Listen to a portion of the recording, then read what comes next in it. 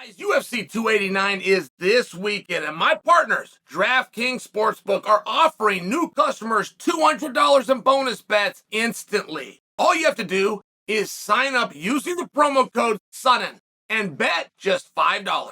That's right, new customers can bet just $5 on any of this weekend's fights and receive $200 in bonus bets instantly. Use the $200 in bonus bets on DraftKings Same Fight Parlay. This is going to give you a shot for an even bigger payout. Combine multiple bets together from the same fight, including number of rounds and method of victory. The more bets you combine, the more money you can win. If sports betting is not yet available in your state, don't worry. You can still join in on all the fun with DraftKings Daily Fantasy with the chance to win huge cash prizes. Download the DraftKings Sportsbook app right now. New customers, use promo code SON and bet just $5 on any wager and get 200 in bonus bets instantly. That's promo code SON and only at DraftKings Sportsbook.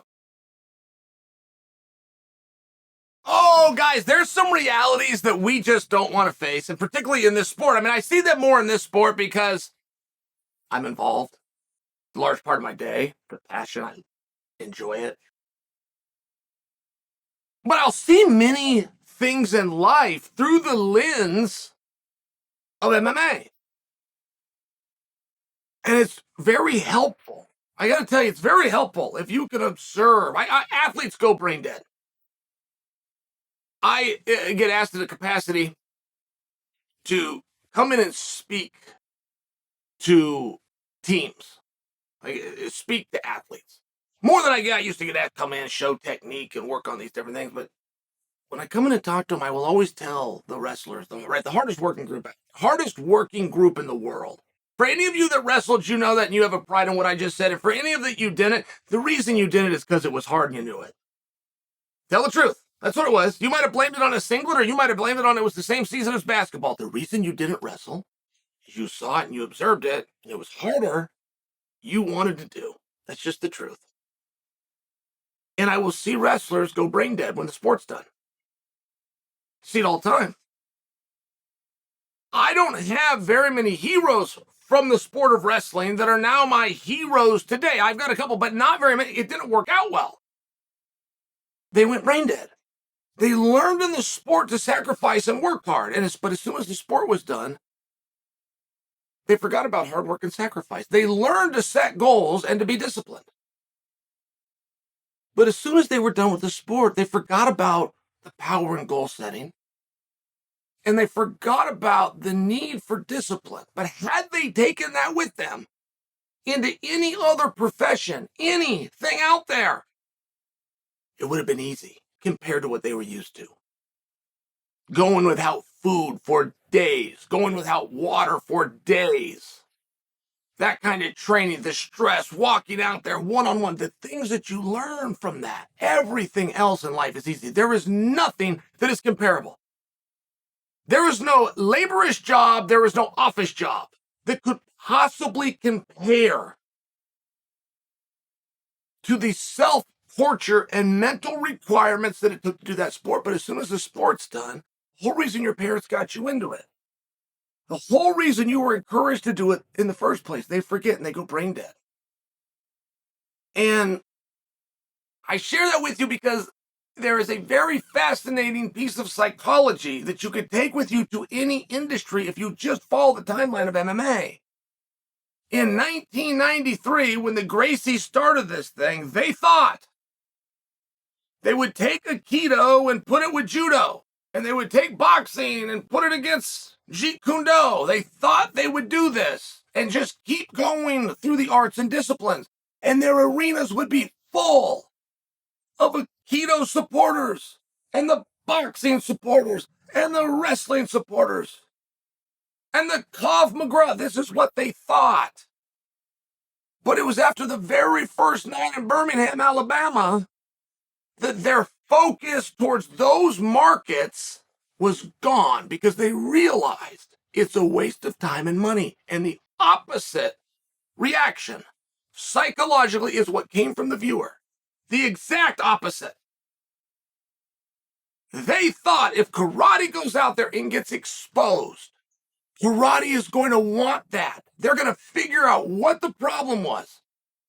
They're going to work on different techniques. They're going to bring it back to their gym, incorporate it through their system, and put another representative for it. That's what they thought would happen. It was the opposite.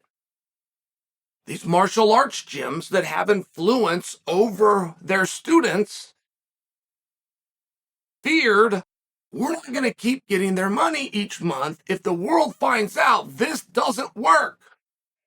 So they told their students, in the snap of a finger, not 3 months later, not a year later, they figured this out that night. They told their students, we don't put our best out there, and when we do put a representative, we make sure he holds back because our skills are so dangerous. We had him hold back the real skills because that is a sport, and what we do could take a life. And furthermore, don't even watch that. We don't even want you to watch it. They told their students to not read the magazines, not go to the .coms, not go to the event, not buy it or rent it on the Blockbuster shelf when it came out 2 months later.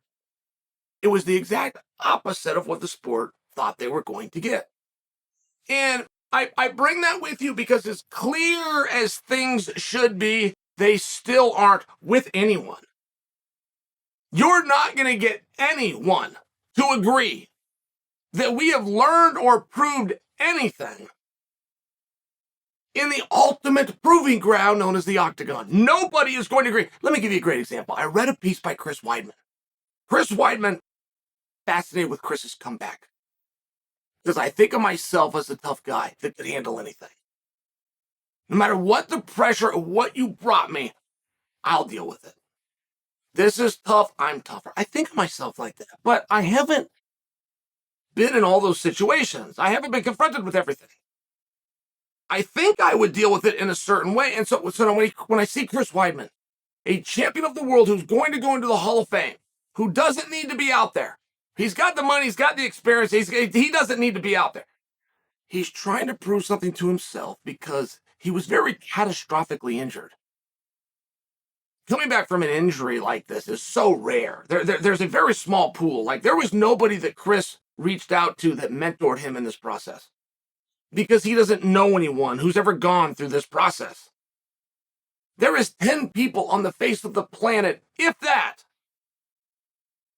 who had an injury to this degree and who came back to a sport at this level.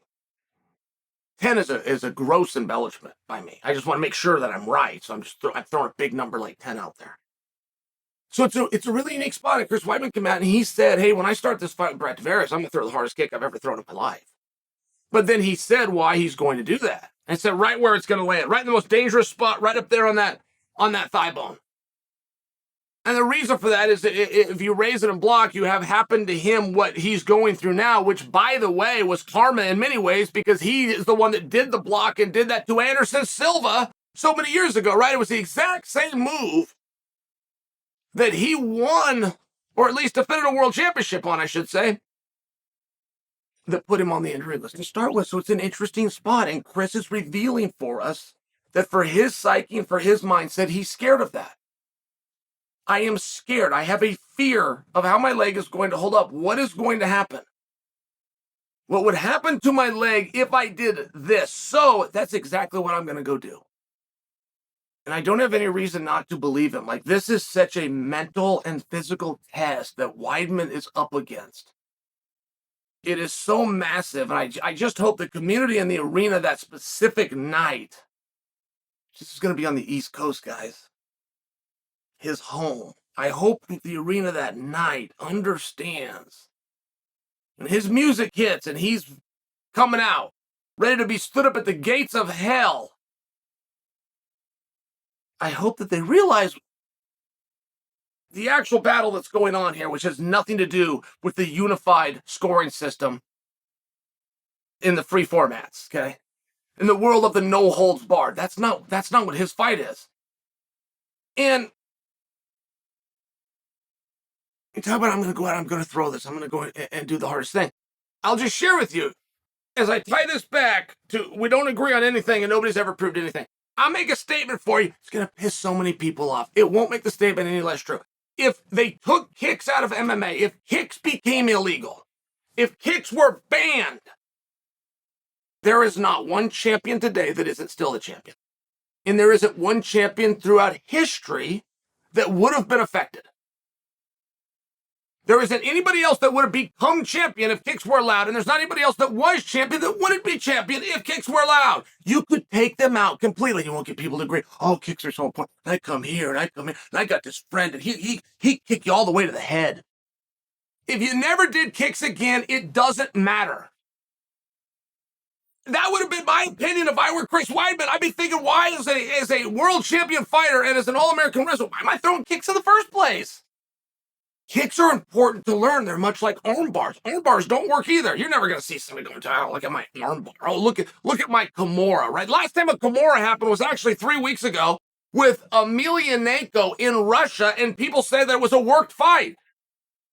I thought it was too. There's no other explanation for how a Kimura would work other than a fixed fight. But it's really important, right? As I say that to you, if I was to enter my son into this sport, I'm going to have him work on arm bars. They are completely non-effective.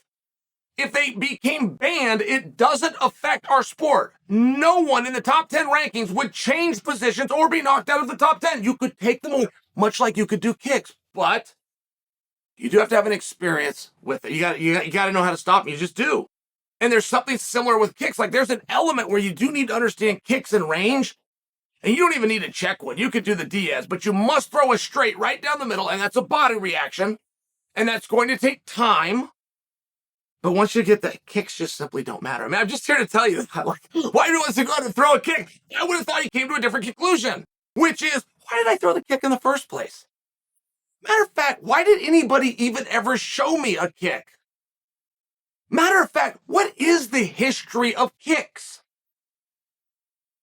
Because I went down, but I should have known about this more than anybody, considering I'm the one that did it to the world and stopped the spider doing it. I mean, it was just one of those spots. And then you go look, okay, well, let's go look at kickboxing. They use the word kick right in their title. Kickboxing quit using kicks because kicks are so ineffective that kickboxing had to come in with a rule that requires you to throw 3 kicks per round. Because when given the option, people that throw, I mean, I just say to you, I would have thought that Chris would have come to a different opinion. And you want to know what else? Before you little kickers, you little, oh, I kicked the guy. But before you get your little feelers hurt, which I'm sure I'm already there, there's no move that if you took out of the sport changes our sport at all. I say that as a wrestler where our most effective technique is a double leg. Georges St-Pierre never won a fight where he did not hit the opponent with a double leg. That's a literal statement. If double legs were illegal, Georges St-Pierre is still the GOAT. No champion ceases to be champion. Nobody in the top 10 loses their ranking.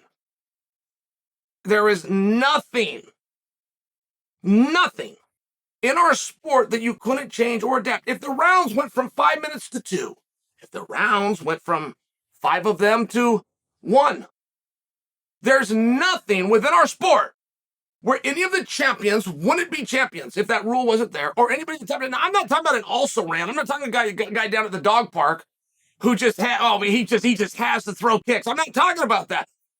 But on the high level, on the elite level, it wouldn't change a single thing. And I don't know that I want Weidman to go out and throw the kick. I want Weidman to come to a different conclusion. I want him to come to a conclusion that the risk is not worth the reward. The damage done to me by throwing the kick, okay, great. But let's say that Uriah Hall did not check the kick. Let's say the kick landed exactly the way I wanted it to. Uriah Hall is not hurt. Uriah Hall is not on a stretcher. Uriah Hall does not miss 2 years of his career. And do you see the problem? If the technique lands perfectly and my opponent is fine. If the technique malfunctions, I'm in the emergency room. Do you see? And I would hope that would be the deduction. That's what I would hope. I will show my son some kicks just by example. I will show him so he understands. I will then tell him the truth. Hey, son, don't ever do these because they really don't work.